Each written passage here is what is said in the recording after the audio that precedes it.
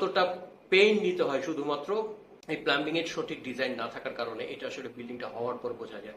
আপনি building hand over দিয়ে ফেলছেন, 6 মাস পরে দেখা যাচ্ছে প্লাম্বিং এর এখানে সমস্যা, ওইখানে সমস্যা, এটা আপনার রিপেয়ার করতে পারতেছেন না, ওইটা রিপেয়ার করতে গেলে এই দেয়াল পুরাটা ভাঙতে হচ্ছে। এটা যে কি পরিমাণ পেইন, যার বাড়িতে এই জিনিসটা না ঘটছে সে এটা বোঝে না। তো বাড়ি বানানোর আগে এটা বোঝা যায় না, এটা বুঝতে হয় বাড়ি বানানোর 6 মাস পরে।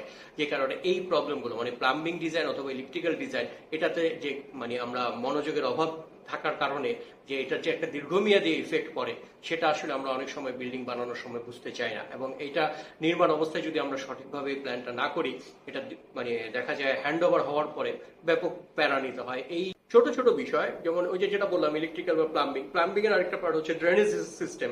এই ড্রেনেজ সিস্টেমটা নিয়ে আমরা প্রথম দিকে অনেক সময় মাথায় ঘামাই না, দেখা যায়। আর এটার ফলে কি হয়, আমরা যখন বিল্ডিং হ্যান্ড ওভার দিতে যাই বা বিল্ডিং ফিনিশিং পর্যায়ে এসে, তখন এটার একটা আলাদা ঝামেলার মধ্যে পড়তে হয়।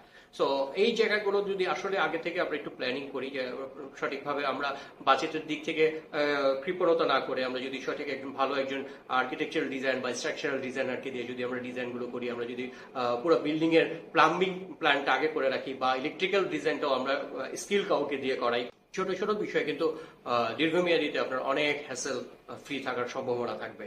আর ড্রেনেজ সিস্টেমের কথাটা তো লাস্টে বললামই, যে এগুলো যদি প্লাম্বিং ডিজাইনের সময় যদি আপনার ড্রেনেজ সিস্টেমগুলো যদি আগে থেকে করা থাকে, একটা বিল্ডিং বানাতে গেলে যে প্যারাগুলো আপনি নিচ্ছেন, হয়তো শুরুতে নিচ্ছেন, কিন্তু দীর্ঘমেয়াদীতে আপনার অনেক রিলিফ থাকা সম্ভব।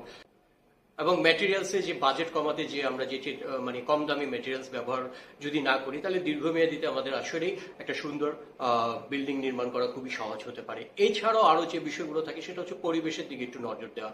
আমাদের দেশে প্রায় জায়গায় দেখা যায় যে